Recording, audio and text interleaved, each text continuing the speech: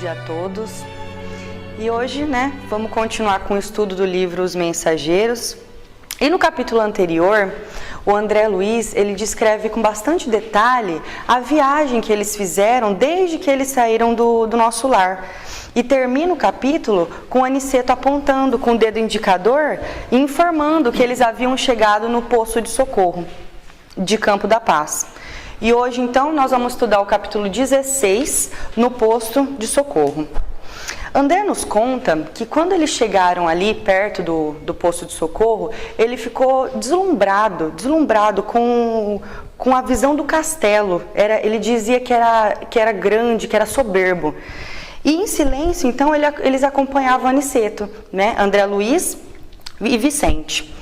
E observou com grande surpresa a construção, que era uma muralha que envolvia aquele posto de socorro, e ele ficou prestando atenção de como os muros eram extensos, eram altos, E ele faz até uma observação dizendo que a gente não tem noção de como a morte física não modifica o homem só porque ele mudou de residência, Quer dizer, não é porque a gente sai do plano terrestre e vai para o plano espiritual que a nossa personalidade modifica totalmente. Porque ele diz ali, ele observou que aonde eles se encontravam, a segurança que tinha, os muros, toda aquela muralha, era muito parecido com as construções aqui da Terra. E Aniceto, então, logo em seguida, ele chega perto da muralha e tinha uma campainha bem disfarçada, assim, e ele toca essa campainha.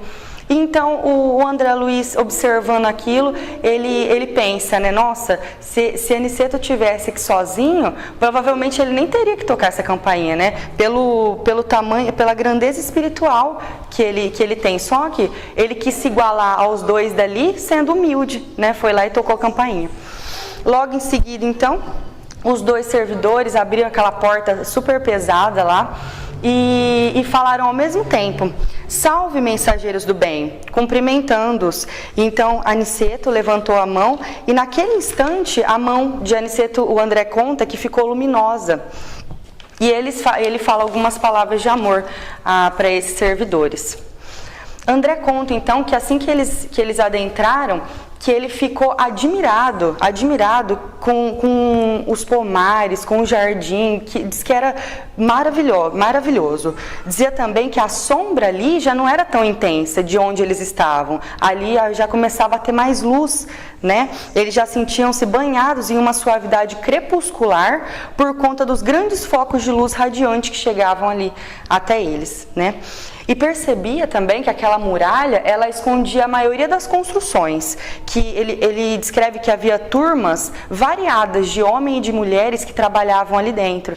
E ele até comenta que quando eles estão entrando, parece que eles são imperceptíveis, que ninguém nem presta atenção que eles estão chegando. Tamanho interesse que aquelas pessoas tinham com o trabalho dali, que o trabalho despertava nelas, tamanho interesse que eles nem percebiam que tinha gente chegando ali. E André, então, observava o quanto a natureza ali se fazia acolhedora, se fazia maternal, no abençoado posto de socorro. E dizia que havia luz e que o vento ali era mais suave. Então, eles se sentiam muito bem ali. Então, Aniceto, percebendo aquela admiração de Vicente e do André, e ele esclarece: esta paz reflete o estado mental dos que vivem neste posto de assistência fraterna. Acabamos de atravessar uma zona de grandes conflitos espirituais que vocês ainda não podem perceber. A natureza é mãe amorosa em toda parte, mas cada lugar mostra a influenciação dos filhos de Deus que os habitam. Então, olha só, que o habitam. A gente pode até fazer uma comparação aqui na Terra, que essa diferença de ambiente, como por exemplo, se a gente está num templo religioso, a diferença de ambiente de um templo religioso e de uma via pública, né? Por exemplo, aqui no centro, né? Aqui a gente tem a assistência dos benfeitores espirituais. Aqui a nossa cabeça, o nosso pensamento está voltado para o alto. Então, o nosso ambiente aqui ele vai ficar diferente, né? Aqui a gente consegue fazer esse ambiente ficar melhor. E lembrando que Jesus dizia: aonde estiver 2 ou mais pessoas reunidas em meu nome, aí eu também estarei. E continuando, né, o André nos conta que quando eles chegaram no edifício central ali dentro do posto de socorro, que parecia um castelo daqueles tempos feudais mesmo, né, a estrutura. E foram recebidos por um casal muito simpático, chamado Alfredo e a Ismália, que os abraçaram e os receberam carinhosamente. Aniceto então explica que Alfredo era o dedicado administrador ali do posto de socorro, né? E começou a falar da dedicação de Alfredo ali a serviço dos mais ignorantes, né, e desviados.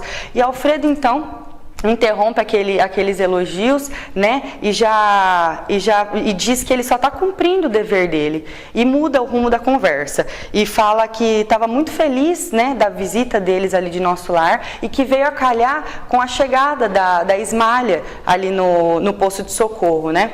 E ele diz que fazia dias que o Nosso Lar não havia uma visita do Nosso Lar ali, então ele estava muito contente com isso. E o André, então, ficou curioso, porque ele pensou assim: mas a Ismália não mora com ele aqui, não vive com ele aqui no posto, igual eles viviam na terra. E ele pensa, né, não seria Ismália a esposa dele? Não viviam juntos como na terra? Mas antes que ele obtivesse a resposta, Alfredo já leva eles para o interior do castelo. E a gente também vai ficar curioso, porque isso só vai vir no capítulo que vem, no posterior. Mas antes aí André, né, a hora que eles adentraram no castelo, o André, ele fica admirado com a beleza ali daquele lugar, né? Conta que eles entraram num grande salão, assim, e esse salão ele era mobiliado por móveis antigos. Então ele ficou deslumbrado, tamanha beleza do lugar. E nesse salão tinha muitos quadros na parede, né, fixados, só que uma tela chamou a atenção dele, em especial, né, que representava o martírio de São Diniz. Diz que era uma tela muito grande, que representava o martírio de São Diniz, que era o apóstolo das Galhas, rudemente suplicado nos primeiros tempos do cristianismo. E André, então, ele fica intrigado com aquilo, porque ele tinha certeza absoluta que ele já tinha visto aquela tela, aquela pintura na terra, né? E pensa consigo se não se tratava de um famoso trabalho de Bonnat, que era um célebre pintor francês dos últimos tempos, né? Mas o que ele percebia é que a cópia era muito mais bonita da que ele tinha visto aqui na Terra, né? Ele dizia que a lenda popular estava lindamente expressa nos mínimos detalhes ali naquela pintura, né? E ele descreve o glorioso apóstolo seminu, com a cabeça decepada, o tronco aureolado de intensa luz, fazia um esforço supremo por levantar o próprio crânio que rolava aos pés, enquanto os assassinos o contemplavam tomados de intenso horror. Do alto via-se descer um emissário divino, trazendo ao servo do Senhor a coroa e a palma da vitória. André ainda conta que naquela cópia havia uma profunda luminosidade, que parecia que as pinceladas tinham movimento movimento e vida de tão bonito que era, né? De tão verdadeiro que era. E Alfredo, então, observando aquela admiração do André, ele fala, né, que a maioria das pessoas que vão ali e que visitam eles pela primeira vez, a maioria dos espíritos que vão ali e visitam eles da primeira vez, eles ficam deslumbrados com aquela pintura, com aquela tela, né? E André diz, então, pro Alfredo, que o original pode ser visto no Panteão de Paris. E então, o Alfredo diz: engana-se, disse o gentil interlocutor. Nem todos os quadros, como nem todas as grandes composições artísticas, são originalmente da terra. É certo que devemos muitas criações sublimes à celebração humana, mas nesse caso o assunto é mais transcendente. Temos aqui a história real dessa tela magnífica. Foi idealizada e executada por nobre artista cristão numa cidade espiritual muito ligada à França. O grande pintor de Bayonne, que eu acho que, não sei como é que pronuncia, que era uma cidade da França, né? Visitou essa colônia em noite de excelsa inspiração, que ele humanamente poderia classificar de maravilhoso sonho. Desde o minuto em que viu a tela, Florentino Bonnat não descansou enquanto não a reproduziu, palidamente, em desenho que ficou célebre, conhecido no mundo inteiro. E continuou dizendo, né, que as cópias terrestres não têm essa pureza, né, e essas luzes, nem mesmo a reprodução sobre os nossos olhos tem a beleza imponente do original. E André, então, surpreso, totalmente surpreso, reconhecia agora que toda a arte elevada, né, é sublime na Terra, porque traduz as visões gloriosas do homem na luz dos planos superiores. E Alfredo, então, ainda interessado ali nos pensamentos de André, ele considerou: o gênio construtivo expressa superioridade espiritual, com livre trânsito entre as fontes sublimes da vida. Ninguém cria sem ver, ouvir ou sentir. E os artistas de superior mentalidade costumam ver, ouvir e sentir as realizações mais altas do caminho para Deus.